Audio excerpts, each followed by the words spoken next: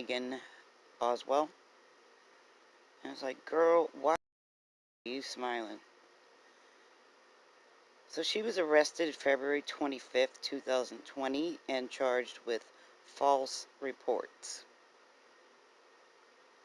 Evelyn was reported missing February 18th, 2020. Some family members had not seen her since December 2019.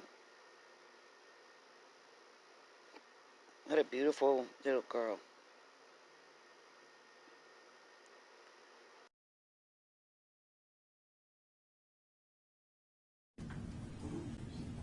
We're going to take up case number 48563. It involves Evelyn Boswell. She's the custody of the sheriff present in the courtroom, represented by Mr. Sproles. The courtroom today today being March 2, 2020. So what's happening? Judge, Ms. Boswell has agreed to waive her preliminary hearing and have the case bound over to the grand jury. Sorry. Ms. Boswell, did you hear what your lawyer said? Yes, Your Honor. False reporting is class D felony, 2 to 12 years. 2 to 12 years has to be disposed of in the criminal court. So what he says you want to do is not have any witnesses here in the preliminary hearing. Has he talked with you about that? Yes, Your Honor. And so if you want to give it up, you can do that. That means there won't be any witnesses. Do you have any questions about that? No, Your Honor. You give up the chance to hear witnesses testify, at least briefly, at least some testimony, and then your lawyer would ask them questions. You're giving up that opportunity in case it goes on to the criminal court. Have any questions about that? No, Your Honor. Raise your right hand. You swear that what you just said is the truth and what anything else you not said is the truth? Yes, Your Honor. Yeah, you should know what's on there. Judge, it's already signed. I need a reset sheet there, Mr. Picture one there, Mr. Pearl. Let's see what the reset date is. What is it, May? May 8th. May 8th. So if you run across the top, strike out general sessions court, put in criminal court, and the appearance time is May 8th. So your next appearance for this case will be May 8th at 9 o'clock in the criminal court in Bluffton. Mr. Sproles is appointed only for this courtroom. Let's see the paper filled out by her. Next case we'll take up State of Tennessee versus Megan Boswell, 72869. That's it.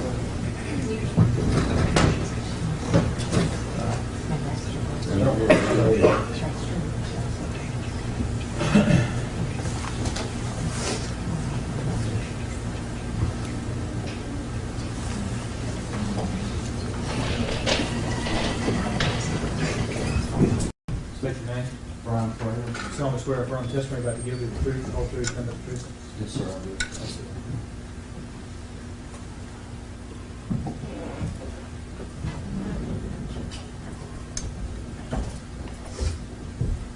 State your name for the record. Brian Fraley, And where are you employed? Tennessee Bureau of Investigation. And what do you do there? I'm a special agent criminal investigator How long have you had that job? since 2006. And were you assigned to investigate the disappearance of Evelyn Boswell, and assist the Sullivan County Sheriff's Office in that task? Yes, sir. And do you know when that investigation began? Yes, sir. February 18th of 2020. And how did that investigation begin? It was originally a DCS referral that Evelyn Boswell was missing, that also went to the Sullivan County Sheriff's Department. And did you have a date of when, according to the referral, when she'd last been seen? As December 26th, 55 days from the time of the report. Okay. And did you obtain the name of the mother and the legal guardian of Evelyn Boswell? Yes, sir, we did. And who was that? Megan Boswell. And is she here in the courtroom today? Yes, sir. Can you identify her? Yes, sir. She's to my right here.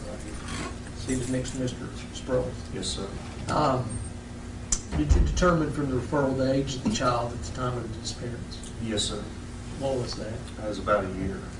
Now, as part of the investigation, was Megan Boswell interviewed by you and other law enforcement agents during the pendency or during this investigation of the disappearance of Evelyn Boswell? Yes, sir, she was. And you conducted your interview one-on-one with her on, or at least you with the lead interviewer on at least one occasion? Yes, Is that sir, I correct? did. And did you review the other interviews or statements of interviews conducted by other law enforcement agents Yes, sir. of Ms. Boswell?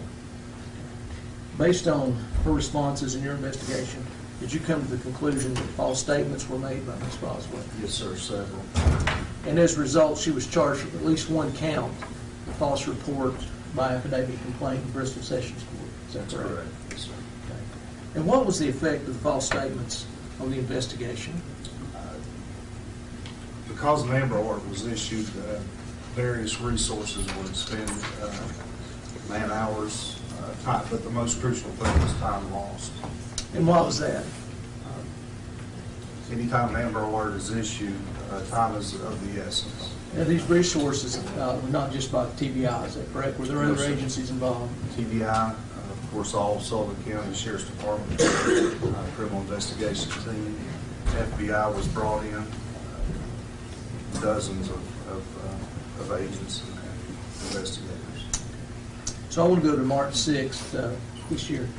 And was there a search conducted at the residence of the Boswell family on that date?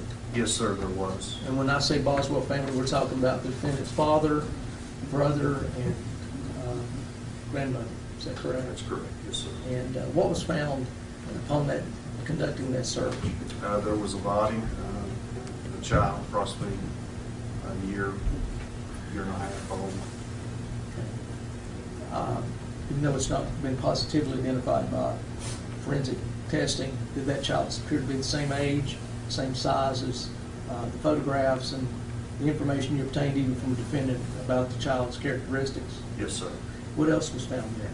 The clothing with the prior interview of Ms. Boswell, clothing described in that interview was exact clothing that was found on this child. What else was found there?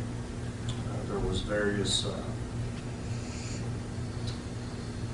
child clothing, diapers, toys, that kind of thing that would belong to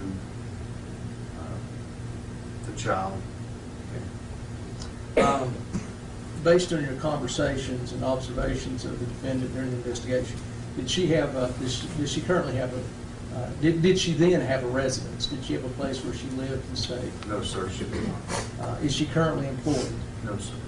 Would she be able to go back to where she was working before, while this investigation was pending? Most likely not. Okay. Were you aware of any out-of-state and out-of contacts during the relevant dates in this investigation that the defendant has with other individuals? Through the investigation, we identified 3 states, Virginia, North Carolina, and Texas. Her mother drove to North Carolina, is that correct? That's correct. And the mother's boyfriend, Mr. McLeod. And did you also determine that the defendant had made trips out of state? Yes, sir. And where was that? Texas. And when was that time period? The fall of 2019. Also, were there trips out of town made outside the Tri-Cities? Yes, sir. Where was that? Knoxville, Gatlinburg, Sevier County. That's all the questions we have at this time.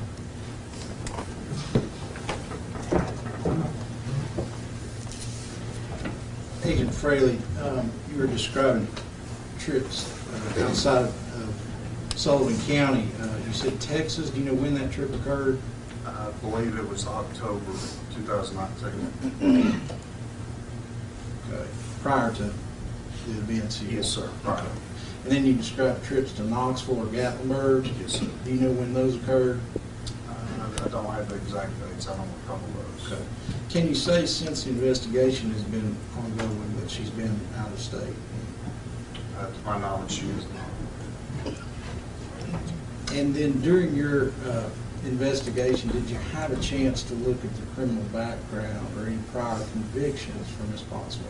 Yes, sir, we did. And what did you find?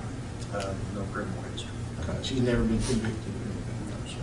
And did you see that she never been charged with any type of failure to appear? That's correct. Okay. You described that she has some contacts out of state. Does she also have contacts here in Sullivan County, family members here? Yes, sir, she does. Okay. Could you say that the majority of her family contacts and relationships are here in Sullivan County? Yes, sir. That's Ms. Boswell make any culpatory statements with regard to the death of Evelyn Boswell? You say culpatory or? Yes. I'll ask the question. Do either parties have a question? No, not at this time.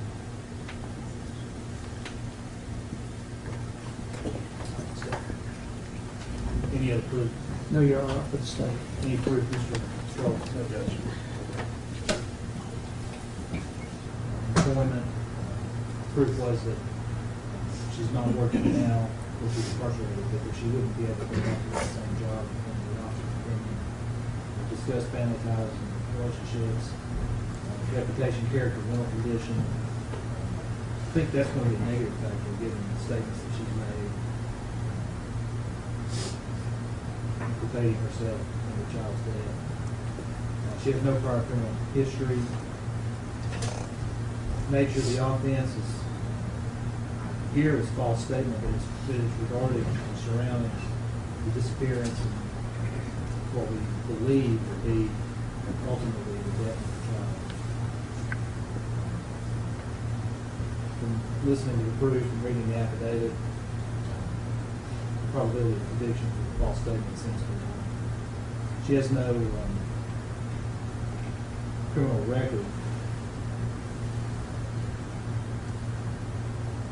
No one's testified here today that members of the community who have vouched for her. Weighing the positive and negative factors, courts of the opinion the bond should be increased. It'd be increased to $150,000. Now, General, when's this case going to go? Your Honor, probably April. We have a date, next grand jury, I think, is next week. I don't think we'll be ready then, but I think we will be ready to present the case and some other related false reports. We intend to submit those in April. How about we put it on May the 8th? That's what it was originally. That's the bond date. That's my judge. May the 8th. That's it.